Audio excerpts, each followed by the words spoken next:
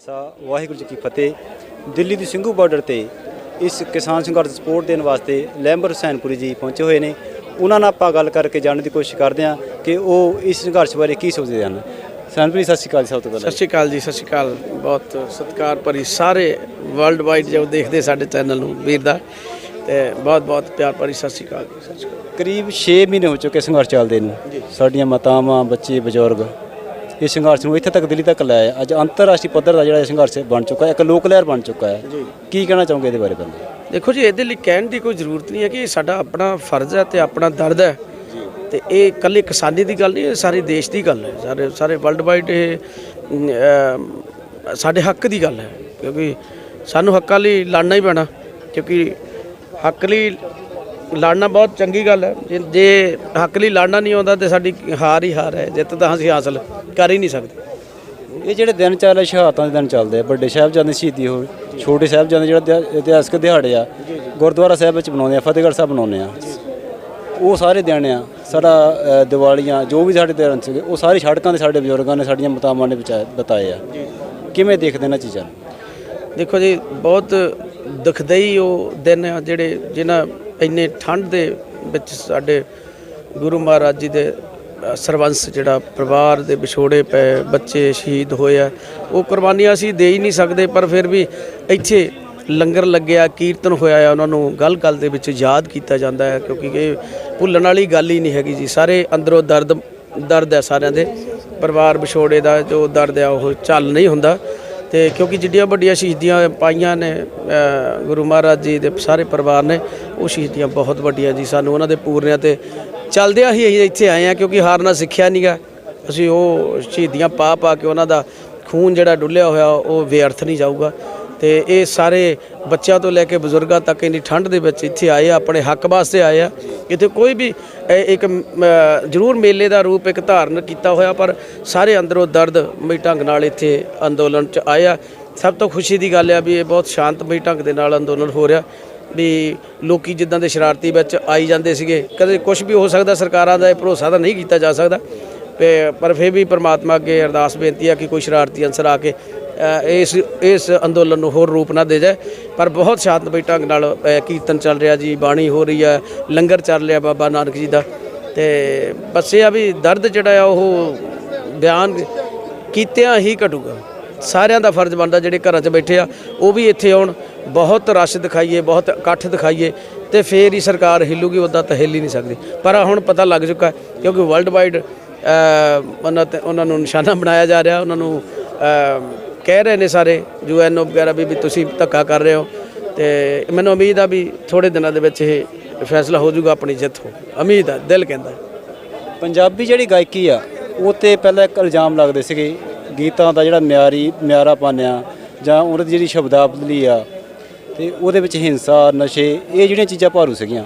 ਪਰ ਜਦੋਂ ਤੋਂ ਇਹ ਲੋਕ ਲਹਿਰ ਚੱਲੀ ਆ, ਕਿਸਾਨ ਸੰਘਰਸ਼ ਸ਼ੁਰੂ ਹੋਇਆ, ਉਹਨਾਂ ਗੀਤਾਂ ਦੇ ਜਿਹੜੇ ਸ਼ਬਦ ਵੀ ਬਦਲ ਗਏ ਆ। ਨੌਜਵਾਨਾਂ ਦੇ ਮੂੰਹਾਂ 'ਤੇ ਜਿਹੜੇ ਪਹਿਲਾਂ ਇਹ ਗਏ ਜਿਹੜੇ ਹਿੰਸਾ ਦੇ ਗੀਤ ਸੀਗੇ ਜਾਂ ਨਸ਼ਿਆਂ ਦੇ ਗੀਤ ਸੀਗੇ, ਹੁਣ ਉਹੀ ਨੌਜਵਾਨਾਂ ਦੇ ਜਿਹੜੇ ਮੁੱਖ 'ਤੇ ਆ ਸ਼ਹੀਦ ਭਗਤ ਸਿੰਘ, ਕਰਤਾਰ ਸਿੰਘ ਸਰਾਭਾ, ਊਧਮ ਸਿੰਘ, ਸਾਡੇ ਸਿੱਖ ਇਤਿਹਾਸ ਆ, ਗਦਰੀ ਬਾਬਿਆਂ ਦਾ ਇਤਿਹਾਸ ਆ, ਉਹ ਜਿਹੜੇ ਗੀਤ ਚੱਲ ਰਹੇ ਆ। ਗਾਇਕੀ ਦੇ ਵਿੱਚ ਜਿਹੜਾ ਆ, ਪੰਜਾਬੀ ਗਾਇਕੀ ਦੇ ਵਿੱਚ ਜਿਹੜਾ ਨਵਾਂ ਮੋੜ ਆਇਆ ਆ, ਇਹਨੂੰ ਆਪਾਂ ਕਿਵੇਂ ਦੇਖਦੇ ਹਾਂ? ਤੇ ਇੱਕ ਜਿਹੜਾ ਲੋਕ ਲਹਿਰ ਚੱਲੀ ਆ ਕਿਸਾਨੀ ਦੀ ਆ, ਇਹਨੂੰ ਉੱਪਰ ਤੱਕ ਜਾਂ ਸਿਖਰਾਂ ਤੱਕ ਨਿਭਾਉਣ ਵਿੱਚ ਜਿਹੜਾ ਆ ਇਹ ਪੰਜਾਬੀ ਗਾਇਕੀ ਨੇ ਵੱਡਾ ਰੋਲ ਅਦਾ ਕੀਤਾ ਹੈ। ਇਹ ਸਾਰੇ ਚੇਂਜਸ ਨੂੰ ਤੇ ਇਸ ਰੋਲ ਨੂੰ ਆਪਾਂ ਕਿਵੇਂ ਦੇਖਦੇ ਹਾਂ? ਦੇਖੋ, ਡਾਕਟਰ ਅੰਬੇਦਕਰ ਸਾਹਿਬ ਨੇ ਜਦੋਂ ਸੰਵਿਧਾਨ ਲਿਖਿਆ ਸੀ, ਉਹਨਾਂ ਨੇ ਬਹੁਤ ਵੱਡੀਆਂ ਗੱਲਾਂ ਕਹੀਆਂ ਸੀਗੀਆਂ। ਜਦੋਂ ਬਦਲਾਅ ਆਉਣਾ ਹੋਵੇ ਦੇਸ਼ ਦੇ ਵਿੱਚ ਤੇ ਇਕੱਠ ਬੜਾ ਜ਼ਰੂਰੀ ਹੈ। ਉਹ ਅੱਜ ਇਕੱਠ ਹੋ ਗਿਆ ਤੇ ਬਦਲਾਅ ਸ਼ੁਰੂ ਹੋ ਗਿਆ। ਮੈਂ ਨਹੀਂ ਸੋਚਦਾ ਵੀ ਹਲੇ ਸ਼ੁਰੂ ਹੋਊਗਾ, ਸ਼ੁਰੂ ਹੋ ਚੁੱਕਾ। ਜਿੱਥੇ ਤੱਕ ਗੱਲ ਜਾਣੀ ਸੀ ਜਾ ਚੁੱਕੀ ਹੈ, ਤੇ ਸਭ ਪਤਾ ਉਹਨਾਂ ਨੂੰ, ਸਭ ਦੇਖ ਰੇਖ ਹੋ ਰਹੀ ਆ। ਤੇ ਇਹ ਬਦਲਾਅ ਜਿਹੜਾ ਹੋ ਰਿਹਾ ਇਹ ਸਮੇਂ ਦੇ ਹਿਸਾਬ ਨਾਲ ਹੋਣਾ ਹੀ ਸੀਗਾ। ਬਾਬਾ ਨਾਨਕ ਜੀ ਨੇ ਸਾਰਿਆਂ ਜੋ ਬਾਣੀ 'ਚ ਲਿਖਿਆ ਉਹ ਸਭ ਕੁਝ ਸੱਚ ਹੋ ਰਿਹਾ, ਇਹ ਹੋਣਾ ਹੀ ਸੀਗਾ। ਸੋਚਾਂ ਬਦਲਣੀਆਂ ਸੀਗੀਆਂ, ਤੇ ਇਹ ਸਮੇਂ ਦੇ ਨਾਲ ਹਰ ਆਰਟਿਸਟ ਨੇ ਉਹਨਾਂ ਨੂੰ ਦਰਦ ਮਹਿਸੂਸ ਕੀਤਾ। ਉਹ ਇੱਧਰ ਨੂੰ ਹੋ ਗਿਆ, ਪਰ ਬਹੁਤ ਚੰਗਾ ਹੋਇਆ। ਨਸ਼ਿਆਂ 'ਤੇ ਲਾ ਤੇ ਕਿੱਧਰੋਂ ਗੌਰਮੈਂਟ ਨੇ ਕਿੱਧਰ ਨੂੰ ਤੋੜ ਦਿੱਤੇ। ਕੀ ਕੁਛ ਹੋਇਆ, ਸਾਡੇ ਨੋਟਬੰਦੀ ਹੋ ਗਈ, ਪਾਣੀ ਉੱਤੇ ਡਾਕਾ, ਬਾਣੀ ਉੱਤੇ ਡਾਕਾ, ਹੱਕ ਉੱਤੇ ਡਾਕਾ, ਸਾਰੇ ਸਾਡੇ ਡਾਕੇ ਹੀ ਪੈਂਦੇ ਰਹੇ। ਸਾਡੇ ਨਾਲ ਧੱਕਾ ਹੀ ਹੁੰਦਾ ਰਿਹਾ, ਤੇ ਹੱਕ ਲੈਣ ਲਈ ਉੱਠਣਾ ਤਾਂ ਪੈਣਾ ਹੀ ਸੀਗਾ। ਹੁਣ ਪੜ੍ਹ ਲਿਖ ਗਏ ਨੇ ਕਿਸਾਨ ਵੀ ਮਜ਼ਦੂਰ ਵੀ ਪਹਿਲਾਂ ਨਹੀਂ ਪੜ੍ਹ ਸਕੇ ਸੀ ਤਾਂ ਵੀ ਸ਼ਰਾਬ ਦੇ ਦਿਓ ਜੀ ਤੇ ਬਸ ਠੀਕ ਹੈ ਜੀ, ਜਿਹੜਾ ਸਾਡਾ ਪ੍ਰਧਾਨ ਆ ਉਹਨੂੰ ਮੋਹਰੇ ਕਰ ਦਿਓ ਜੀ, ਵੋਟਾਂ ਪਾ ਦਿਓ। ਪਰ ਹੁਣ ਜਿਹੜੇ ਇੱਕ EVM ਜਿਹੜੀ ਮਸ਼ੀਨ ਹੁੰਦੀ ਆ, ਮੈਂ ਤਾਂ ਕਹਿੰਦਾ ਉਹ ਵੀ ਬੰਦ ਹੋਣੀ ਚਾਹੀਦੀ ਹੈ। ਜਿਹੜੀ ਪਰਚੀਆਂ ਵਾਲੀ ਆ ਉਹੀ ਹਰ ਦੇਸ਼ 'ਚ ਹੋਣੀ ਚਾਹੀਦੀ, ਕਿਉਂਕਿ ਅੱਜ ਵੀ ਬਾਹਰਲੀਆਂ ਦੇਸ਼ਾਂ ਦੇ ਵਿੱਚ ਜਿਨ੍ਹਾਂ ਨੇ ਮਸ਼ੀਨਾਂ ਬਣਾਈਆਂ ਉਹ ਤਾਂ ਵਰਤਦੇ ਹੀ ਨਹੀਂ। ਇਹ ਵੀ ਰੌਲੇ ਖਤਮ ਹੋਣੇ ਚਾਹੀਦੇ। ਜੇ ਇਹ ਹੋ ਜਾਣ ਤਾਂ ਫਿਰ ਸੱਚ ਤਾਂ ਉੱਥੇ ਹੀ ਖੜਾ, ਫਿਰ ਉਹ ਪਰਚੀਆਂ ਤੋਂ ਦੇਖ ਹੋ ਸਕਦਾ ਸਾਰਾ ਕੁਝ, ਹੈ ਨਾ। ਤੇ ਇਹ ਵੀ ਹੋਣਾ ਚਾਹੀਦਾ। ਤੇ ਜੇ ਇਕੱਠ ਨੇ ਸਭ ਕੁਝ ਸਾਬਤ ਕਰ ਦਿੱਤਾ ਭਾਜੀ, ਇਹ ਬਦਲਾਅ ਹੋਣਾ ਸੀਗਾ। ਕਲਾਕਾਰਾਂ ਦੀ ਵੀ ਸੋਚ ਬਦਲਣੀ ਸੀ, ਰਾਈਟਰਾਂ ਦੀ ਵੀ ਬਦਲਣੀ ਸੀ। ਹੁਣ ਤਾਂ ਆਪਣੇ ਆਪਣੇ ਪੈਸੇ ਲਾ ਕੇ, ਹੁਣ 5-6 ਗਾਣੇ ਤਾਂ ਅਸੀਂ ਕੀਤੇ, ਬਹੁਤ ਲੱਖਾਂ ਰੁਪਈਆ ਲਾਇਆ ਸੀ, ਪਰ ਅਸੀਂ ਜਿੱਦਾਂ ਜਿੱਦਾਂ ਸਾਡਾ ਯੋਗਦਾਨ ਬਣਦਾ ਸੀ ਉੱਦਾਂ ਉੱਦਾਂ ਪਾ ਰਹੇ ਹਾਂ। ਇੱਕ ਤੁਹਾਡਾ ਬਹੁਤ ਮਸ਼ਹੂਰ ਗੀਤ ਹੈ ਸਾਡੀ ਗਲੀ ਵੀ ਭੁੱਲ ਕੇ ਆਇਆ ਕਰੋ। ਜੀ ਜੀ। ਉਸ ਇੱਕ ਗਾਇਕ ਆਪਣੀ ਇੱਕ ਐਕਟਰ ਨਹੀਂ ਹੈਗੇ, ਪਰ ਕਹਿੰਦੇ ਹੀਰੋਇਨ ਆ ਬੰਬੇ ਤੋਂ, ਉਹਨੇ ਉਸ ਗਾਣੇ ਤੋਂ ਲੈ ਕੇ ਮਸ਼ਹੂਰੀ ਕੀਤੀ। ਆਪਾਂ ਇਸ ਤਰ੍ਹਾਂ ਕਹਿੰਦੇ ਇੱਕ ਪੰਜਾਬ ਦਾ ਖਾ ਕੇ ਉਹ ਸਾਡੀਆਂ ਮਾਵਾਂ ਨੂੰ ਕਹਿ ਰਹੀ ਹੈ ਵੀ 100 ਰੁਪਏ ਦੀ ਦਿਹਾੜੀ ਲੈ ਕੇ ਉਹ ਉਹਦੇ ਦਿੱਲੀ ਬਾਰਡਰ ਤੇ ਪਹੁੰਚ ਰਹੀਆਂ ਆ। ਉਹ ਸਾਡੀਆਂ ਮਾਵਾਂ ਦੀ ਜਿਹੜੀ ਕੁਰਬਾਨੀ ਆ, ਸਾਡਾ ਤਾਂ ਇਤਿਹਾਸ ਬੋਲਦਾ ਆ। ਇਹਨੂੰ ਕੀ ਕਹਿਣਾ ਚਾਹੋਗੇ, ਕੀ ਸੰਦੇਸ਼ ਦੇਣਾ ਚਾਹੋਗੇ? ਦੇਖੋ ਜੀ, ਸਾਰੇ ਆਰਟਿਸਟਾਂ ਦਾ ਮੈਂ ਬਹੁਤ ਸਤਿਕਾਰ ਕਰਦਾ, ਐਕਟਰਾਂ ਦਾ ਵੀ ਕਰਦਾ, ਉਹਨਾਂ ਦੇ ਕਿਰਦਾਰ ਜਿਹਨਾਂ ਦੇ ਚੰਗੇ ਉਹਨਾਂ ਦਾ ਵੀ ਮੈਂ ਬਹੁਤ ਸਤਿਕਾਰ ਕਰਦਾ। ਕਿਉਂਕਿ ਜਿਹੜੀ ਉਹਨਾਂ ਨੇ ਗੱਲ ਕਹੀ ਆ ਬਹੁਤ ਵੱਡੀ ਕਹੀ ਆ, ਇਹ ਮੰਦਭਾਗੀ ਆ ਵੀ ਇਹ ਚੰਗੀ ਨਹੀਂ ਗੱਲ ਹੈਗੀ। ਜਿਹੜੀ ਇੱਕ ਮਾਂ ਨੂੰ ਆਪਣਾ ਹੱਕ ਲੈਣ ਆਈ ਆ, ਆਪਣੇ ਜ਼ਮੀਨ ਜਾਇਦਾਦ ਛੱਡ ਕੇ ਆਈ ਆ। ਪਹਿਲਾਂ ਤਾਂ ਮੈਂ ਉਹਨੂੰ ਕੰਗਣਾ ਨੂੰ ਮੈਂ ਦੱਸਣਾ ਚਾਹੁੰਦਾ ਕਿ ਉਹ ਜਿਹੜੀਆਂ ਲੇਡੀਜ਼ ਆਈਆਂ ਨੇ ਉਹ ਜ਼ਮੀਨਾਂ ਵਾਲੀਆਂ ਤੇ ਜ਼ਮੀਰਾਂ ਵਾਲੀਆਂ, ਤੇ ਇਹ ਕੋਈ ਸ਼ੂਟਿੰਗ ਨਹੀਂ ਚੱਲਦੀ ਵੀ ਜਿੱਥੇ ਅਸੀਂ ਥੋੜ੍ਹੇ ਪੈਸੇ ਦੇ ਕੇ ਤਾਂ ਬੁੜੀਆਂ ਨੂੰ ਲੈ ਆਵਾਂਗੇ ਤਾਂ ਬੰਦਿਆਂ ਨੂੰ ਲੈ ਆਵਾਂਗੇ, ਇਕੱਠ ਦਿਖਾਉਣਾ। ਇਹ ਸਾਡਾ ਆਪਣਾ ਇੱਕ ਅੰਦੋਲਨ ਹੈ, ਸਾਰੇ ਦੇਸ਼ ਦਾ ਅੰਦੋਲਨ ਹੈ, ਜਿੱਥੇ ਸਾਰੀਆਂ ਮਾਵਾਂ ਭੈਣਾਂ ਬਜ਼ੁਰਗ ਬੱਚੇ ਸਾਰੇ ਇਕੱਠੇ ਹੋਏ ਆ। ਤੇ ਮੈਨੂੰ ਸ਼ਰਮ ਆਉਂਦੀ ਆ ਕਿ ਮੇਰੇ ਗਾਣੇ ਤੇ ਸਾਡੀ ਗਲੀ ਭੁੱਲ ਕੇ ਆਇਆ ਕਰੋ, ਤੰਨੂ ਬੈਟਸ ਮਨੂੰ ਫਿਲਮ ਦਾ ਗਾਣਾ ਮੇਰੇ ਗਾਣੇ ਤੇ ਕੰਗਣਾ ਰਣੌਤ ਨੇ ਇਹ ਪਰਫਾਰਮ ਕੀਤਾ ਸੀ। ਪਰ ਮੈਨੂੰ ਸ਼ਰਮ ਆ ਰਹੀ ਹੈ ਕਿ ਮੇਰੇ ਗਾਣੇ ਤੇ ਉਹਨਾਂ ਨੇ ਕੀਤਾ। ਮਿਲਣ ਦੀ ਆਸ਼ਾ ਹੈਗੀ ਸੀ, ਪਰ ਹੁਣ ਉਹ ਲਿੱਥ ਚੁੱਕੀ ਆ ਕਿ ਨਫ਼ਰਤ ਹੋ ਗਈ ਦਿਲ ਦੇ ਵਿੱਚ ਵੀ ਉਹ। ਮੈਂ ਇਹੀ ਬੇਨਤੀ ਕਰੂੰਗਾ ਉਹਨੂੰ, ਕੰਗਣਾ ਨੂੰ, ਵੀ ਪੰਜਾਬੀ ਜਿਹੜੇ ਆ ਨਾ ਇਹ ਬਹੁਤ ਮਹਾਨ ਨੇ, ਤੇ ਇਹ ਜਿਹਨੂੰ ਫਿਰ ਬਾਈਕਾਟ ਕਰ ਦਿੰਦੇ ਆ ਫਿਰ ਇਹ ਦੁਬਾਰਾ ਮੂੰਹ ਵੀ ਨਹੀਂ ਲਾਉਂਦੇ। ਪਰ ਤੁਹਾਨੂੰ ਭਲਾ ਫਰਕ ਪਵੇ ਚਾਹੇ ਨਾ ਪਵੇ, ਪਰ ਕਿਸੇ ਨਾ ਕਿਸੇ ਟਾਈਮ ਤੁਹਾਨੂੰ ਮਾਫੀ ਜ਼ਰੂਰ ਮੰਗਣੀ ਪਊਗੀ।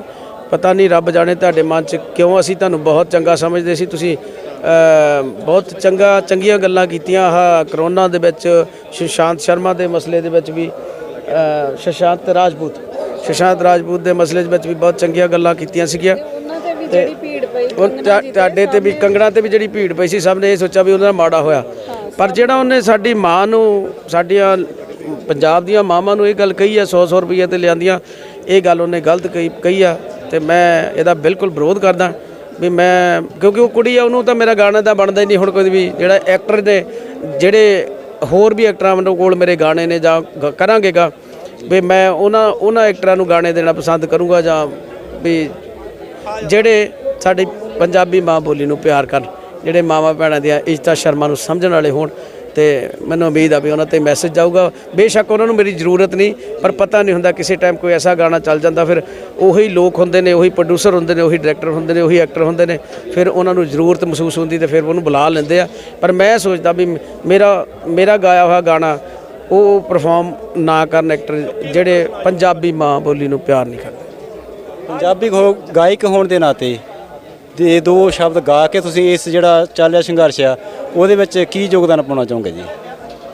ਇਹਦੇ ਵਿੱਚ ਜੀ ਦੇਖੋ, ਇਹ ਆ ਵੀ ਜ਼ਬਰ ਜ਼ੁਲਮ ਦੀ ਜਦੋਂ ਹੱਦ ਹੁੰਦੀ ਆ ਤੇ ਲੜਨਾ ਹੀ ਪੈਂਦਾ ਹੈ। ਮੈਂ ਗਾਉਣਾ ਦੋ ਬੋਲ।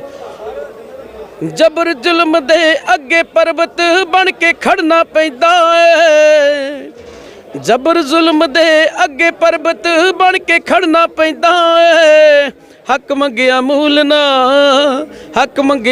ਨਾ ਮਿਲਦੇ ਹੱਕਾਂ ਲਈ ਲੜਨਾ ਪੈਂਦਾ ਏ। ਹੱਕ ਮੰਗਿਆ ਮੂਲ ਨਾ ਮਿਲਦੇ ਹੱਕਾਂ ਲਈ ਲੜਨਾ ਪੈਂਦਾ ਏ। ਸੋ ਸਾਡੇ ਨਾਲ ਗੱਲਬਾਤ ਕਰਨ ਲਈ ਬਹੁਤ ਬਹੁਤ ਧੰਨਵਾਦ। ਸੋ ਇਹ ਸਨ ਸਾਡੇ ਨਾਲ ਪੰਜਾਬੀ ਦੇ ਮਸ਼ਹੂਰ ਗਾਇਕ ਲੈਂਬਰ ਹੁਸੈਨਪੁਰੀ ਜੀ। ਵਾਹਿਗੁਰੂ ਜੀ ਕਾ ਖਾਲਸਾ, ਵਾਹਿਗੁਰੂ ਜੀ ਕੀ ਫਤਿਹ। ਪੰਜਾਬ ਦਾ ਕਿਸਾਨੀ ਸੰਘਰਸ਼ ਪਿੰਡਾਂ ਦੀਆਂ ਬਰੂਹਾਂ ਤੋਂ ਉੱਠ ਕੇ ਅੱਜ ਦਿੱਲੀ ਦੇ ਸੈਂਟਰ ਦੀ ਜਿਹੜੀ ਰਾਜਧਾਨੀ ਹੈ ਸਾਡੇ ਉੱਥੇ ਪਹੁੰਚ ਚੁੱਕਾ ਹੈ, ਇੱਕ ਲੋਕ ਲਹਿਰ ਬਣ ਕੇ, ਜਿੱਥੇ ਅੰਤਰਰਾਸ਼ਟਰੀ ਪੱਧਰ 'ਤੇ ਨੇ ਹੁਣ ਆਪਣਾ ਸਾਰਾ ਧਿਆਨ ਖਿੱਚ ਲਿਆ ਆ। ਸਾਡੇ ਨਾਲ ਪੰਜਾਬੀ ਗਾਇਕ ਗਾਲਬ ਹਾਜ਼ਰ ਨੇ, ਉਹਨਾਂ ਤੋਂ ਆਪਾਂ ਗੱਲ ਕਰਕੇ ਪੁੱਛਣ ਦੀ ਕੋਸ਼ਿਸ਼ ਕਰ ਰਹੇ ਹਾਂ ਕਿ ਕਿਵੇਂ ਉਹ ਇਸ ਜਿਹੜਾ ਸੰਘਰਸ਼ ਹੈ ਉਹਦੇ ਵਿੱਚ ਆਪਣਾ ਯੋਗਦਾਨ ਪਾ ਰਿਹਾ। ਭਾਈ ਸਤਿ ਸ਼੍ਰੀ ਅਕਾਲ ਸਭ ਤੋਂ ਪਹਿਲਾਂ ਜੀ। ਸਾਰਿਆਂ ਨੂੰ ਪਿਆਰ ਭਰੀ ਸਤਿ ਸ਼੍ਰੀ ਅਕਾਲ। ਵਾਹਿਗੁਰੂ ਜੀ ਕਾ ਖਾਲਸਾ, ਵਾਹਿਗੁਰੂ ਜੀ ਕੀ ਫਤਿਹ। ਬਹੁਤ ਸੋਹਣਾ ਸੰਘਰਸ਼ ਚੱਲ ਰਿਹਾ ਜੀ, ਬਹੁਤ ਡਿਸਪਲਿਨ ਦੇ ਵਿੱਚ, ਔਰ ਗੁਰੂ ਮਹਾਰਾਜ ਦੀ ਕਿਰਪਾ ਹੈ। ਜਿਵੇਂ ਸਭਾ ਦੇ ਦਿਨ ਚੱਲਦੇ ਆ ਤੇ ਬਹੁਤ ਟਿਕਾ ਨਾਲ, ਪਿਆਰ ਨਾਲ, ਡਿਸਪਲਿਨ ਨਾਲ, ਗੁਰੂ ਸਾਹਿਬ ਦੀ ਕਿਰਪਾ ਨਾਲ, ਮਤਲਬ ਐਂ ਲਾ ਲਓ ਵੀ ਉਹੀ ਠੰਡੇ ਦਿਨ ਨੇ ਤੇ ਉਹੀ ਇੱਕ ਜੰਗ ਹੈ ਸੈਂਟਰ ਸਰਕਾਰ ਪ੍ਰਤੀ, ਜਿਹਨੂੰ ਲੀਡ ਪੰਜਾਬੀ ਕੌਮ ਕਰ ਰਹੀ ਹੈ, ਪੰਜਾਬੀ ਸਿੱਖ ਕੌਮ ਕਰ ਰਹੀ ਹੈ। ਔਰ ਉਹਦੇ ਨਾਲ ਹਰਿਆਣਾ, ਰਾਜਸਥਾਨ, ਉੱਤਰਾਖੰਡ, ਯੂਪੀ, ਤਾਮਿਲਨਾਡੂ, ਆਂਧਰਾ ਪ੍ਰਦੇਸ਼, ਸਾਰੀਆਂ ਹੌਲੀ ਹੌਲੀ ਸਟੇਟਾਂ ਨਾਲ ਜੁੜ ਕੇ ਅੱਜ ਇੱਕ ਕਿਸਾਨੀ ਸੰਘਰਸ਼ ਭਾਰਤ ਦਾ ਨਹੀਂ ਦੁਨੀਆ ਦਾ ਬਣ ਗਿਆ ਕਿ ਦੁਨੀਆ ਦੇ ਵਿੱਚ ਇਹਦੀ ਗੱਲ ਹੋ ਰਹੀ ਹੈ ਇਸ ਮੋਰਚੇ ਦੀ। ਔਰ ਗੁਰੂ ਮਹਾਰਾਜ ਕਿਰਪਾ ਕਰਨ ਕੇ ਫਤਿਹ ਕਰਾਂਗੇ। ਸ਼ਹਾਦਤਾਂ ਦੇ ਦਿਨ ਚੱਲ ਰਹੇ ਸੀ ਜੀ। ਸ਼ਹਾਦਤਾਂ ਇਹ ਸਾਰੇ ਦਿਨ ਆ, ਲੱਖਾਂ ਦੀ ਤਾਦਾਦ ਜਿਹੜੀਆਂ ਸੰਗਤਾਂ ਫਤਿਹਗੜ੍ਹ ਸਾਹਿਬ ਜਿਹੜੀਆਂ ਆ ਉਹ ਆ ਕੇ ਨਸਮਸਤਕ ਹੁੰਦੀਆਂ ਆ। ਪਰ ਅੱਜ ਸਾਰੀਆਂ ਸੰਗਤਾਂ ਆ ਜਿੱਥੇ ਫਤਿਹਗੜ੍ਹ ਸਾਹਿਬ ਆਪਣੀ ਹਾਜ਼ਰੀ ਲਵਾਈ ਆ, ਉੱਥੇ ਇਸ ਸੰਘਰਸ਼ ਵਿੱਚ ਪਹੁੰਚ ਕੇ ਵੀ ਉਹਨਾਂ ਜਿਹੜੇ ਸਾਹਿਬਜ਼ਾਦੇ ਆ, ਸਾਡੀਆਂ ਜਿੰਦਾਂ ਆ, ਜਿਨ੍ਹਾਂ ਨੇ ਸਾਡੀ ਕੌਮ ਵਾਸਤੇ ਸ਼ਹਾਦਤਾਂ ਜਿਹੜੀਆਂ ਆ ਆਪਣੇ ਸਰੀਰਾਂ ਦੀ ਆਹੂਤੀਆਂ ਦੇ ਕੇ ਸਾਨੂੰ ਇੱਕ ਫਖਰ ਜਿਹੜੀ ਜ਼ਿੰਦਗੀ ਸਾਨੂੰ ਬਖਸ਼ੀ ਆ। ਕੀ ਕਹਿਣਾ ਚਾਹੋਗੇ ਇਹਨਾਂ ਬਾਰੇ 'ਚ? ਦੇਖੋ, ਅੱਜ ਤੱਕ ਆਪਣੀ ਕੌਮ ਲਾ ਲਓ ਜਾਂ ਮਾਨਵਤਾ ਦੀ ਜੇ ਗੱਲ ਕਰੀਏ ਤਾਂ ਗੁਰੂ ਸਾਹਿਬ ਤੋਂ ਸਿੱਖਿਆ ਲੈ ਕੇ, ਗੁਰੂ ਸਾਹਿਬ ਦੇ ਪਾਏ ਜਿਹੜੀ ਸਿੱਖਿਆ ਦਿੱਤੀ ਆ ਪੂਰਨੇ ਪਾਇਆ, ਉਹਨਾਂ 'ਤੇ ਚੱਲਦੀ ਹੈ ਸਿੱਖ ਕੌਮ ਵੀ। ਅਤੇ ਗੁਰੂ ਗ੍ਰੰਥ ਸਾਹਿਬ ਦੇ ਵਿੱਚ ਜੋ ਮਾਨਵਤਾ ਦੀ ਗੱਲ ਕੀਤੀ ਹੈ ਤਾਂ ਉਹਦੇ ਅਕੋਰਡਿੰਗ ਤਾਂ ਇਹਨਾਂ ਦਿਨਾਂ ਦੇ ਵਿੱਚ ਗੁਰੂ ਗੋਬਿੰਦ ਸਿੰਘ ਜੀ ਨੇ, ਸਾਹਿਬ ਜੀ ਨੇ ਸਾਰਾ ਪਰਿਵਾਰ ਵਾਰਿਆ, ਮਾਨਵਤਾ ਲਈ ਵਾਰਿਆ। ਤਾਂ ਅੱਜ ਉਹ ਦਿਨ ਜਦੋਂ ਜਿਹੜੀ ਹਾਕਮ ਧਿਰ ਹੈ, ਜਿਹੜੀ ਪ੍ਰੈਜ਼ੈਂਟ ਮੌਕੇ 'ਤੇ ਧਿਰ ਹੈ, ਸਰਕਾਰ ਹੈ, ਤਾਂ ਉਹ ਉਹੀ ਡਿਕਟੇਟਰਸ਼ਿਪ, ਉਹੀ ਜ਼ੁਲਮ ਵੱਲ ਨੂੰ ਵਧੀ ਹੋਈ ਹੈ। ਤਾਂ ਉਹ ਜ਼ੁਲਮ ਨੂੰ ਇਹ ਪਿਛਲੇ 6-7 ਸਾਲਾਂ ਤੋਂ ਇਹ ਵਰਤਾਰਾ ਚੱਲ ਰਿਹਾ ਹੈ। ਅਤੇ ਅੱਜ ਕਿਸਾਨੀ ਗੁਰੂ ਨਾਨਕ ਸਾਹਿਬ ਨੇ ਦਿੱਤੀ, ਬਾਬਾ ਬੰਦਾ ਸਿੰਘ ਬਹਾਦਰ ਨੇ ਦਿੱਤੀਆਂ ਜ਼ਮੀਨਾਂ ਨੂੰ ਜਦੋਂ ਅਤੇ ਉਹਨਾਂ 'ਤੇ ਡਾਕਾ ਮਾਰਨ ਦੀ ਕੋਸ਼ਿਸ਼ ਕਰਕੇ ਕਾਰਪੋਰੇਟ ਘਰਾਣਿਆਂ ਨੂੰ ਦੇਣ ਦੀ ਕੋਸ਼ਿਸ਼ ਹੈ, ਤਾਂ ਅੱਜ ਉਹ ਕੌਮ ਖੜੀ ਹੈ। ਤਾਂ ਇਹਨਾਂ ਦਿਨਾਂ ਦੇ ਵਿੱਚ ਤਾਂ ਸਾਡਾ ਸਬਰ ਦੁੱਗਣਾ ਨਹੀਂ ਚੌਗਣਾ ਹੋ ਜਾਂਦਾ ਹੈ, ਕਿਉਂਕਿ ਇਹਨਾਂ ਦਿਨਾਂ ਦੇ ਵਿੱਚ ਇੱਕ ਅਲੱਗ ਸ਼ਕਤੀ ਹੈ। ਜਦੋਂ ਫਤਿਹਗੜ੍ਹ ਸਾਹਿਬ ਨੂੰ ਸਭਾ ਦੇ ਇਹਨਾਂ ਦਿਨਾਂ ਦੇ ਵਿੱਚ ਲੋਕ ਜਾਂਦੇ ਆ, ਆਪਣੀ ਸੰਗਤ ਜਾਂਦੀ ਆ, ਅਤੇ ਉੱਥੇ ਇੱਕ ਜਿਹੜਾ ਟਿਕਾਇਆ, ਅੱਜ ਲੋਕ ਉੱਥੋਂ ਮੱਥਾ ਟੇਕ ਕੇ ਉੱਥੇ ਜਿਹੜੇ 3 ਦਿਨ ਲਾਉਣੇ ਸੀ, ਅੱਜ ਉਹ ਸਵੇਰੇ ਦਿੱਲੀ ਆਉਂਦੇ ਆ, ਉੱਥੋਂ ਗੁਰੂ ਸਾਹਿਬ ਤੋਂ ਆਸ਼ੀਰਵਾਦ ਲੈ ਕੇ ਇੱਥੇ ਜੰਗ ਦਾ ਮੈਦਾਨ ਆ ਜਿਹੜਾ, ਇਹ ਜੰਗ ਦੇ ਮੈਦਾਨ 'ਚ ਆ ਕੇ ਸ਼ਾਂਤੀਪੂਰਵਕ ਬਹਿ ਕੇ ਆਪਣੇ ਹੱਕ ਦੀ ਗੱਲ ਕਰਦੇ ਆ। ਅਤੇ ਇਹੀ ਬੇਨਤੀ ਕਰਦੇ ਆ ਸਰਕਾਰ ਨੂੰ ਕਿ ਸਾਨੂੰ ਹੱਕ ਦਿਓ, ਅਸੀਂ ਚੁੱਪ ਚਪੀਤੇ ਐਵੇਂ ਗੁਰੂ ਸਾਹਿਬ ਦਾ ਨਾਂ ਲੈਂਦੇ ਹੋਏ, ਨਾਮ ਜਪਦੇ ਹੋਏ ਵਾਪਸ ਚੱਲ ਜਾਂਗੇ। ਤਾਂ ਇਹ ਸਰਕਾਰ ਨੇ ਸੋਚਣਾ ਕਿ ਕਿੰਨਾ ਟਾਈਮ ਸਾਨੂੰ ਇੱਥੇ ਬਿਠਾਉਣਾ ਹੈ। ਅਸੀਂ ਤਾਂ ਬੈਠੇ ਹਾਂ, 6-6 ਮਹੀਨੇ ਦਾ ਰਾਸ਼ਨ ਲੈ ਕੇ ਆਏ ਹਾਂ, ਹੋਰ ਆ ਜਾਊਗਾ ਰਾਸ਼ਨ। ਪਰ ਇਹ ਸਰਕਾਰ ਸਾਨੂੰ ਅੱਜ ਸਾਡੇ ਬਿੱਲ ਰੱਦ ਕਰਦੇ, ਅਸੀਂ ਅੱਜ ਤੁਰ ਪਾਂਗੇ, ਨਹੀਂ ਤਾਂ ਬੈਠੇ ਹਾਂ। ਗੁਰੂ ਸਾਹਿਬ ਨੇ ਸਾਨੂੰ ਸਬਰ ਹੀ ਸਿਖਾਇਆ, ਜ਼ੁਲਮ ਦੇ ਖਿਲਾਫ ਲੜਨਾ ਤੇ ਸਬਰ, ਦੋ ਹੀ ਚੀਜ਼ਾਂ ਦਿੱਤੀਆਂ, ਤੇ ਉਹ ਦੋਨਾਂ ਚੀਜ਼ਾਂ ਲੈ ਕੇ ਅਸੀਂ ਬੈਠੇ ਹਾਂ ਇੱਥੇ। ਪੰਜਾਬੀ ਗਾਇਕੀ ਦੀ ਗੱਲ ਕਰਦੇ ਆ ਤਾਂ ਪੰਜਾਬੀ ਗਾਇਕਾਂ ਦਾ ਜਿਹੜਾ ਪੁਰਾਤਨ ਦੇਖਦੇ ਆ ਰਵਾਇਤੀ ਤੌਰ 'ਤੇ ਉਹਨਾਂ ਨੂੰ ਸਿਰਫ ਗਾਇਕੀ ਤੱਕ ਸੀਮਤ ਸੀਗਾ। ਪਰ ਜਿਹੜਾ ਅੱਜ ਦੇ ਤੁਹਾਡੇ ਵਰਗੇ ਨੌਜਵਾਨ ਜਿਹੜੇ ਗਾਇਕੀ ਆ ਪੰਜਾਬੀ ਇੰਡਸਟਰੀ ਵਿੱਚ ਆਏ ਆ ਗਾਇਕੀ ਦੀ ਲਾਈਨ ਦੇ ਵਿੱਚ, ਉਹ ਇਕੱਲੀ ਗਾਇਕੀ ਦੇ ਨਾਲ ਜਿਹੜੇ ਸਮਾਜਿਕ ਘੋਲ ਆ ਉਹਦੇ ਵਿੱਚ ਉਹਨਾਂ ਦਾ ਇੱਕ ਜਿਹੜਾ ਨਵਾਂ ਰੋਲ ਆ ਜਿਹੜਾ ਉਹ ਸਾਹਮਣੇ ਆਇਆ ਆ। ਇੱਕ ਤਾਂ ਜਿਹੜਾ ਸਾਡੇ ਪੁਰਾਣੇ ਗੀਤ ਸੀਗੇ ਉਹਨਾਂ ਦਾ ਜਿਹੜਾ ਆਪਾਂ ਕਹਿੰਦੇ ਜਿਹੜੇ ਵਿਸ਼ੇ ਸੀਗੇ ਉਹ ਬਿਲਕੁਲ ਬਦਲ ਚੁੱਕੇ ਆ। ਅੱਜ ਜਿਹੜੇ ਸਾਡੀ ਗਾਇਕੀ ਦੇ ਵਿਸ਼ੇ ਆ ਉਹਦੇ ਵਿੱਚ ਦੇਸ਼ ਭਗਤਾਂ ਦੇ, ਬੱਬਰਾਂ ਦੇ, ਸਿੱਖ ਇਤਿਹਾਸ ਦੀ ਗੱਲ ਹੁੰਦੀ ਹੈ। ਜਿਹੜੀ ਤਬਦੀਲੀ ਆ ਇਹਨੂੰ ਕਿਵੇਂ ਦੇਖਦੇ ਆ? ਨੰਬਰ 2 ਤੇ ਇਹ ਜਿਹੜਾ ਆਪਣਾ ਕਿਸਾਨੀ ਦਾ ਸੰਘਰਸ਼ ਚੱਲ ਰਿਹਾ ਜਾਂ ਇਨਸਾਨੀ ਦਾ ਸੰਘਰਸ਼ ਚੱਲ ਰਿਹਾ, ਇਹਦੇ ਵਿੱਚ ਬਹੁਤ ਵੱਡਾ ਜਿਹੜਾ ਮੋਹਰੀ ਰੋਲ ਆ ਉਹ ਪੰਜਾਬੀ ਗਾਇਕੀ ਨੇ ਵੀ ਜਿਹੜਾ ਲੋਕਾਂ ਨੂੰ ਇਕੱਠੇ ਕਰਨ ਵਿੱਚ ਤੇ ਇਸ ਸੰਘਰਸ਼ ਦੇ ਨਾਲ ਜੋੜਨ ਵਿੱਚ ਨਿਭਾਇਆ। ਇਹਨੂੰ ਆਪਾਂ ਕਿਵੇਂ ਦੇਖਦੇ ਹਾਂ? ਦੇਖੋ, ਜਿੱਥੋਂ ਤੱਕ ਜੁੜਨ ਦਾ ਕਲਾਕਾਰਾਂ ਦਾ, ਕਲਾਕਾਰ ਪੰਜਾਬ ਦੇ ਹੀ ਹੈ, ਤਾਂ ਇਹ ਆਪਣੀ ਧਰਤੀ ਨੂੰ ਮਾਵਾਂ ਵਾਂਗੂ ਮਾਂ ਸਮਝਦੇ, ਆਪਾਂ ਧਰਤੀ ਨੂੰ ਪਿਆਰ ਕਰਦੇ ਹਾਂ। ਤਾਂ ਸਭ ਤੋਂ ਪਹਿਲਾਂ ਕਿ ਉਹ ਪੰਜਾਬੀ ਆ, ਪੰਜਾਬ ਦੇ ਆ, ਉਹੀ ਦਰਦ ਹੈ। ਗੀਤ ਬਦਲਦਾ ਹੈ ਕਿ ਦਿਸ਼ਾ, ਜਦੋਂ ਨੌਜਵਾਨੀ ਨੂੰ ਦਿਸ਼ਾ ਮਿਲੀ ਹੈ, ਉਸੇ ਨੌਜਵਾਨੀ 'ਚੋਂ ਲਿਖਣ ਵਾਲਾ, ਉਸੇ ਨੌਜਵਾਨੀ 'ਚੋਂ ਗਾਉਣ ਵਾਲਾ ਹੈ। ਅੱਜ ਸਾਨੂੰ ਜਦੋਂ ਪਤਾ ਵੀ ਅਸੀਂ ਇੱਕ ਵੱਡੀ ਧਿਰ ਨਾਲ ਲੜਨ ਜਾ ਰਹੇ ਹਾਂ, ਜਿਹੜਾ ਸਾਡਾ ਪੋਲੀਟੀਕਲ ਲੋਕਾਂ ਨੇ ਘਾਣ ਕੀਤਾ ਸੀ, ਜਦੋਂ ਅਸੀਂ ਆਪ ਮੁਹਾਰੇ ਅੱਜ ਉੱਠ ਕੇ ਆਪਣੇ ਹੱਕ ਲਈ ਲੜਨ ਚੱਲੇ ਹਾਂ, ਤੁਰੇ ਹਾਂ ਲੜਾਈ ਵੱਲ ਨੂੰ, ਤਾਂ ਸਾਨੂੰ ਦਿਸ਼ਾ ਮਿਲੀ ਹੈ। ਤਾਂ ਉਸੇ ਦਿਸ਼ਾ 'ਚ ਜਵਾਨੀ ਗਈ ਔਰ ਉਸੇ ਦਿਸ਼ਾ 'ਚ ਜਵਾਨੀ ਦੇ ਗੀਤ ਗਏ ਆ। ਇਹ ਸੁਭਾਵਕ ਹੈ।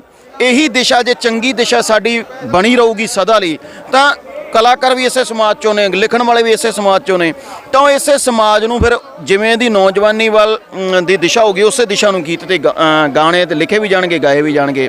ਤਾਂ ਇਹ ਬਹੁਤ ਚੰਗੀ ਗੱਲ ਹੋਈ ਹੈ। ਅਰਦਾਸ ਕਰਦੇ ਹਾਂ, ਉਮੀਦ ਕਰਦੇ ਹਾਂ ਕਿ ਇਹ ਜੰਗ ਜਿੱਤਣ ਤੋਂ ਬਾਅਦ ਜਦੋਂ ਅਸੀਂ ਵਾਪਸ ਪੰਜਾਬ ਨੂੰ ਪਰਤਾਂਗੇ ਤਾਂ ਨੌਜਵਾਨੀ ਦੀ ਦਿਸ਼ਾ ਵੀ ਚੰਗੀ ਰਵੇ ਤੇ ਗਾਉਣ ਵਾਲਿਆਂ ਦੀ, ਲਿਖਣ ਦੀ ਤੇ ਗਾਉਣ ਦੀ ਦਿਸ਼ਾ ਵੀ ਚੰਗੀ ਰਵੇ। ਅਰਦਾਸ ਹੈ। ਮੇਰਾ ਅਗਲਾ ਸਵਾਲ ਵੀ ਇਸ ਤੇ ਹੀ ਕੇਂਦਰਿਤ ਹੈ ਕਿ ਇਹ ਜਿਹੜੀ ਜਦ ਤੱਕ ਸੰਘਰਸ਼ ਚੱਲਿਆ ਇਹਦੇ ਤੋਂ ਬਾਅਦ ਕੀ ਜਿਹੜੇ ਸਾਡੀ ਗਾਇਕੀ ਦੇ ਵਿਸ਼ੇ ਆ ਜਾਂ ਜਿਹੜਾ ਸਾਡੀਆਂ ਸਮਾਜਿਕ ਬੁਰਾਈਆਂ ਆ, ਕਿਉਂਕਿ ਇਹਨੇ ਜਿੱਥੇ ਤਾਂ ਇੱਕ ਜਿਹੜੇ ਸਾਡੇ ਕਾਲੇ ਕਾਨੂੰਨ ਆ ਉਹਨਾਂ ਤਾਂ ਪ੍ਰਤੱਖ ਸਾਬਤ ਕਰ ਦਿੱਤਾ ਕਿ ਇਹ ਜਿਹੜੇ ਆ ਬਿਲਕੁਲ ਲੋਕ ਮਾਰੂ ਆ, ਇਨਸਾਨੀਅਤ ਦੇ ਖਿਲਾਫ ਆ। ਪਰ ਉਹਦੇ ਨਾਲ ਹੀ ਜਿੱਦਾਂ ਵਿਆਹਾਂ 'ਤੇ ਸਾਡੀ ਬਹੁਤ ਜ਼ਿਆਦਾ ਸ਼ਾਦੀਆਂ ਚੱਲਦੀਆਂ ਸੀਗੀਆਂ, ਉਹ ਖਰਚੇ ਆ ਜਾਂ ਹੋਰ ਜਿਹੜੀਆਂ ਸਮਾਜਿਕ ਬੁਰਾਈਆਂ ਆ ਉਹ ਵੀ ਇਸ ਸੰਘਰਸ਼ ਦੇ ਵਿੱਚੋਂ ਬਹੁਤ ਜਿੱਦਾਂ ਕਿ ਇੱਕ ਤਰ੍ਹਾਂ ਨਖੇੜ ਹੋ ਗਿਆ ਉਹਦਾ ਬਿਲਕੁਲ ਦੇ ਨਾਲ ਜੀ। ਕੀ ਇਹ ਜਿਹੜੀ ਲੋਕ ਲਹਿਰ ਆ ਹੋਰ ਸਮਾਜਿਕ ਬੁਰਾਈਆਂ ਆ ਉਹਨੂੰ ਇਹ ਤੋਂ ਬਾਅਦ ਕੰਟਰੋਲ ਕਰਨ ਵਿੱਚ ਭੂਮਿਕਾ ਨਿਭਾਵੇਗੀ? ਜਦੋਂ ਦਿਸ਼ਾ ਗੁਰੂ ਲੋਕਾਂ ਨੂੰ ਜਦੋਂ ਮਿਲ ਗਈ ਨਾ ਜੀ ਤਾਂ ਆਟੋਮੈਟਿਕਲੀ ਇਹ ਚੀਜ਼ਾਂ ਸਹੀ ਹੋਣਗੀਆਂ। ਤਾਂ ਇਹੀ ਮੈਂ ਤਾਂ ਹੀ ਕਿ ਵੀ ਅਰਦਾਸ ਹੈ ਕਿ ਇਹ ਰਵੇ ਔਰ ਰਹੂਗੀ, ਇਹਦੇ 'ਚ ਅਸੀਂ ਵੀ ਆਪਣਾ ਰੋਲ ਨਿਭਾਵਾਂਗੇ। ਜਿਵੇਂ ਅਸੀਂ ਵੀ ਇਸ ਵਾਰ ਕੋਸ਼ਿਸ਼ ਕੀਤੀ ਹੈ ਤਾਂ ਇਸ ਪੰਜਾਬ ਵਾਪਸ ਜਾ ਕੇ ਵੀ ਕੋਸ਼ਿਸ਼ ਕਰਾਂਗੇ ਕਿ ਲੋਕ ਸਾਡੀ ਜਿਹੜੀ ਜਵਾਨੀ ਉਹਨੂੰ ਚਿਣਗ ਲਾ ਕੇ ਰੱਖੀਏ। ਇਸ ਤੋਂ ਬਾਅਦ ਅਗਲੀ ਲੜਾਈ ਫਿਰ ਹੋਰ ਜਿਹੜੀਆਂ ਸਾਡੀਆਂ ਲੜਾਈਆਂ ਸਾਡੇ ਸਟੇਟ ਦੇ ਅਕੋਰਡਿੰਗ ਸਾਡੇ ਆਪਣੇ ਪੰਜਾਬ ਰਾਜ ਦੇ ਅੰਦਰ ਰਾਜਨੀਤੀ ਨੇ ਬਹੁਤ ਘਾਣ ਕੀਤਾ ਹੈ।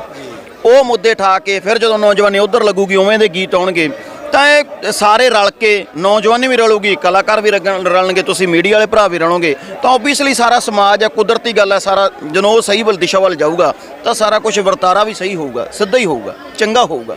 ਇਸ ਸੰਘਰਸ਼ ਤੋਂ ਪਹਿਲਾਂ ਜਾਂ ਇਸ ਲਹਿਰ ਤੋਂ ਪਹਿਲਾਂ ਇੱਕ ਪੰਜਾਬੀ ਤੇ ਓਵਰਆਲ ਕਬਜ਼ਾ ਦੀ ਰਾਜਨੀਤਿਕ ਪਾਰਟੀਆਂ ਦਾ ਸੀਗਾ, ਪਰ ਉਹ ਜੇ ਪੰਜਾਬ ਦਾ ਇੱਕ ਸ਼ੀਸ਼ਾ ਹੈ ਤਾਂ ਉਹਦੇ ਵਿੱਚੋਂ ਬਿਲਕੁਲ ਬਾਹਰ ਨਿਕਲ ਚੁੱਕੀਆਂ ਆ। ਇਹਨੂੰ ਆਪਾਂ ਕਿਵੇਂ ਦੇਖਦੇ ਹਾਂ ਜੀ? ਦੇਖੋ ਇਹ ਲੋਕ ਸ਼ਕਤੀ ਹੈ। ਜੀ ਹੁਣ ਤੱਕ ਲੋਕਾਂ ਨੂੰ ਇੱਕ ਨਾ ਲਾਲਚ ਵਸ ਦੇ ਲੋ, ਲੋਕਾਂ ਦੀ ਬੇਵਸੀ ਨੂੰ ਲਾ ਕੇ ਜਾਂ ਲੋਕਾਂ ਨੂੰ ਪਾੜ ਕੇ ਡਿਵਾਈਡ ਐਂਡ ਰੂਲ ਤੇ ਰਾਜਨੀਤਿਕ ਲੋਕ ਹਾਵੀ ਹੋ ਗਏ ਸੀ ਸਮਾਜ ਤੇ।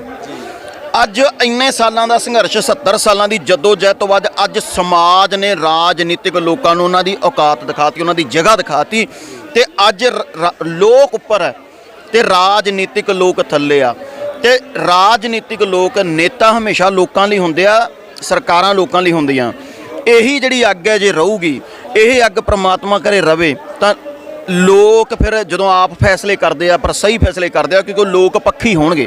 ਜਦੋਂ ਸਰਕਾਰਾਂ ਫੈਸਲਾ ਕਰਦੀਆਂ ਤਾਂ ਉਹ ਆਪਦਾ ਨਫਾ ਨੁਕਸਾਨ ਦੇਖਦੀਆਂ ਕਿ ਕਾਰਪੋਰੇਟ ਘਰਾਣਿਆਂ ਨੂੰ ਅੱਜ ਸਾਡਾ ਸਾਰਾ ਕੁਝ ਦੇਣ ਨੂੰ ਤੁਰੇ ਸੀ, ਤਾਂ ਜਦੋਂ ਲੋਕਾਂ ਦੇ ਚੁੱਲ੍ਹਿਆਂ 'ਤੇ ਗੱਲ ਹੋਈ ਆ ਤਾਂ ਲੋਕ ਉੱਠੇ ਆ। ਤਾਂ ਇਦਾਂ ਹੀ ਲੋਕ ਉੱਠੇ ਰਹਿਣ ਦਾ ਸਵਾਲ ਹੀ ਨਹੀਂ ਪੈਦਾ ਹੁੰਦਾ ਲੀਡਰ ਸਾਡੇ ਤੇ ਕਾਬਜ ਹੋ ਜਾਣ। ਲੀਡਰ ਸਾਡੇ ਲਈ ਫਿਰ ਜਿਹੜੇ ਸੰਵਿਧਾਨ ਬਣਾਉਂਦੇ ਆ ਜਾਂ ਕਾਨੂੰਨ ਬਣਾਉਂਦੇ ਆ ਜਾਂ ਜਿਹੜੀਆਂ ਵੀ ਪਾਲਿਸੀਆਂ ਬਣਾਉਂਦੇ ਆ ਉਹ ਤਾਂ ਲੋਕ ਪੱਖੀ ਹੋਣਗੀਆਂ ਜੇ ਸਾਡਾ ਦਬਦਬਾ ਇਦਾਂ ਹੀ ਪ੍ਰੈਸ਼ਰ ਲੋਕਾਂ ਦਾ ਰਾਜਨੀਤਿਕ ਲੋਕਾਂ ਤੇ ਰਹੂਗਾ। ਜੀ ਦੂਸਰੀ ਗੱਲ ਆਪਾਂ ਕਰਦੇ ਹਾਂ ਇਸ ਸੰਘਰਸ਼ ਦੇ ਵਿੱਚ, ਜਿੱਥੇ ਇੱਕ ਬਹੁਤ ਵੱਡਾ ਜਿਹੜਾ ਸਾਨੂੰ ਇਹ ਜਿਹੜੇ ਕਾਨੂੰਨ ਰੱਦ ਹੋਣੇ ਇਹ ਇੱਕ ਨਤੀਜਾ ਬਾਅਦ ਚ ਆਉਣਾ ਆ, ਪਰ ਇੱਕ ਜਿਹੜਾ ਸਾਨੂੰ ਪ੍ਰਤੱਖ ਨਤੀਜਾ ਪਹਿਲਾਂ ਮਿਲ ਗਿਆ ਉਹ ਹੈਗਾ ਸਾਡਾ ਭਾਈਚਾਰਕ ਸਾਂਝਾਂ ਦਾ। ਹਾਂ, ਇਸ ਸੰਘਰਸ਼ ਦੇ ਵਿੱਚ ਹਿੰਦੂ, ਮੁਸਲਮਾਨ, ਸਿੱਖ, ਈਸਾਈ, ਇੱਕ ਕਿਰਤੀ ਬੰਦਾ, ਇੱਕ ਦੁਕਾਨਦਾਰ ਬੰਦਾ, ਇੱਕ ਵਪਾਰੀ, ਉਹ ਵੀ ਸਾਰੇ ਸੰਘਰਸ਼ ਵਿੱਚ ਸ਼ਾਮਲ ਆ। ਇਹ ਸਾਰੇ ਅਨੇਕਤਾ ਵਿੱਚ ਅਨੇਕਤਾ ਦਾ ਸੰਦੇਸ਼ ਦੇ ਰਹੇ। ਇਸ ਵਰਤਾਰੇ ਨੂੰ ਆਪਾਂ ਕਿਵੇਂ ਦੇਖਦੇ ਹਾਂ? ਦੇਖੋ ਕੋਈ ਕਵੇ ਕਿ ਅਸੀਂ ਜਿੱਤੇ ਆ ਜਾਂ ਹਾਰੇ ਆ, ਜਿੱਤਾਂਗੇ ਜਾਂ ਹਾਰਾਂਗੇ, ਬਿੱਲ ਰੱਦ ਹੋਣੇ ਇਹ ਬਾਅਦ ਦੀਆਂ ਗੱਲਾਂ ਨੇ, ਸਮਾਂ ਆਪੇ ਕਰੂਗਾ ਡਿਸਾਈਡ। ਪਰ ਅੱਜ ਜੋ ਸਾਡੀਆਂ ਪ੍ਰਾਪਤੀਆਂ ਨੇ, ਜੋ ਅਸੀਂ ਜਿੱਤ ਚੁੱਕੇ ਆ ਨਾ, ਇਹਦਾ ਕੋਈ ਮੁੱਲ ਨਹੀਂ ਹੈ।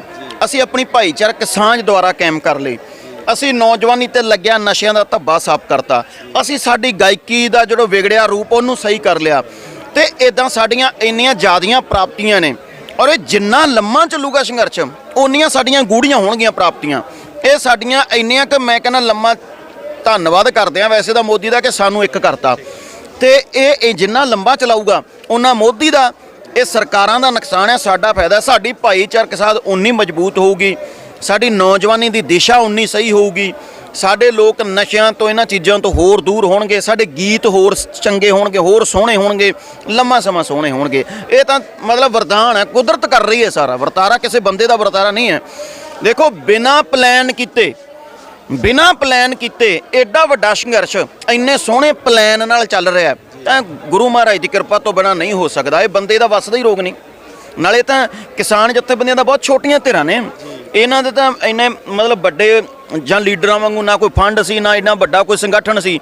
ਪਰ ਇਹ ਜੋ ਅੱਜ ਕਰਾ ਰਿਹਾ ਹੈ ਇਹ ਲੋਕ ਕਰ ਰਹੇ ਆ ਔਰ ਕੁਦਰਤ ਕਰਾ ਰਹੀ ਹੈ, ਔਰ ਇਹ ਚੰਗਾ ਸਾਈਨ ਹੈ। ਬਹੁਤ ਕੁਦਰਤ ਜਦੋਂ ਚੰਗੇ ਵੱਲ ਆਉਂਦੀ ਹੈ, ਜਿਹੜਾ ਇੰਨਾ ਘਾਣ ਸੀ ਤਾਂ ਅੱਜ ਚੰਗੇ ਵੱਲ ਹੈ ਨਾ, ਤਾਂ ਚੰਗਾ ਹੀ ਹੋਊਗਾ ਅੱਗੇ ਵੀ। ਤੁਸੀਂ ਸਾਡੇ ਨਾਲ ਗੱਲ ਕੀਤੀ ਆ, ਆਖਰ ਦੇ ਵਿੱਚ ਦੋ ਬੋਲ ਤੁਸੀਂ ਆਪਣੇ ਵੱਲੋਂ ਗਾ ਕੇ ਤੇ ਕੋਈ ਸੰਦੇਸ਼ ਸਾਨੂੰ ਜ਼ਰੂਰ ਦਿਓ ਜੀ। ਜੋਸ਼ ਵਿੱਚ ਹੋਸ਼ ਗਵਾ ਕੇ ਸੁਣਿਆ ਕਈ ਹਾਰ ਜਾਂਦੇ, ਭਗਤੀ ਜੇ ਸੱਚੀ ਹੋਵੇ ਪੱਥਰ ਵੀ ਤਾਰ ਜਾਵੇ, ਖੰਡੇ ਨਹੀਂ ਵਾਹੇ ਜਾਂਦੇ, ਖੰਡੇ ਨਹੀਂ ਵਾਹੇ ਜਾਂਦੇ, ਬਾਹੀਂ ਪਾਵੰਗਾਂ ਨੂੰ ਏਕਾ ਏਕਾ ਏਕਾ ਤੇ ਸਬਰ ਜਤਾਉਂਦਾ ਮਿੱਤਰੋ ਬਈ ਜੰਗਾਂ ਨੂੰ, ਏਕਾ ਤੇ ਸਬਰ ਜਤਾਉਂਦਾ ਮਿੱਤਰੋ ਬਈ ਜੰਗਾਂ ਨੂੰ, ਏਕਾ ਤੇ ਸਬਰ ਜਤਾਉਂਦਾ। ਸੋ ਸਾਡੇ ਨਾਲ ਗੱਲਬਾਤ ਕਰਨ ਲਈ ਬਹੁਤ ਬਹੁਤ ਧੰਨਵਾਦ। ਏਕਾ ਤੇ ਸਬਰ ਜਤਾਉਂਦਾ ਹੈ ਜੰਗਾਂ ਨੂੰ। ਸੋ ਇੱਥੇ ਏਕੇ ਦਾ ਸਬੂਤ ਜਿਹੜਾ ਆ ਕੁੱਲ ਲੁਕਾਈ ਸਾਨੂੰ ਦੇ ਰਹੀ ਆ, ਤੇ ਆਸ ਕਰਾਂਗੇ ਭਵਿੱਖ ਵਿੱਚ ਇਹ ਸਾਡਾ ਏਕਾ ਆ ਸਾਨੂੰ ਬਹੁਤ ਜਿਹੜੀਆਂ ਖੁਸ਼ਖਬਰੀਆਂ ਦੇਵੇ, ਤੇ ਆ ਸਾਡੇ ਇੱਥੇ ਜਿਹੜੇ ਮੋਰਚਿਆਂ ਤੇ ਬੈਠੇ ਲੋਕ ਆ ਉਹ ਖੁਸ਼ੀਆਂ ਖੇੜੇ ਲੈ ਕੇ ਆਪੋ ਆਪਣੇ ਘਰਾਂ ਨੂੰ ਪਰਤਣ। ਕੈਮਰਾਮੈਨ ਸੁਰਜੀਤ ਰਾਜਪੂਤ ਦੇ ਨਾਲ ਦਿੱਲੀ ਦੇ ਸਿੰਘੂ ਬਾਰਡਰ ਤੋਂ ਦਵਿੰਦਰ ਸਿੰਘ ਖਾਲਸਾ ਦੀ ਇਹ ਵਿਸ਼ੇਸ਼ ਰਿਪੋਰਟ।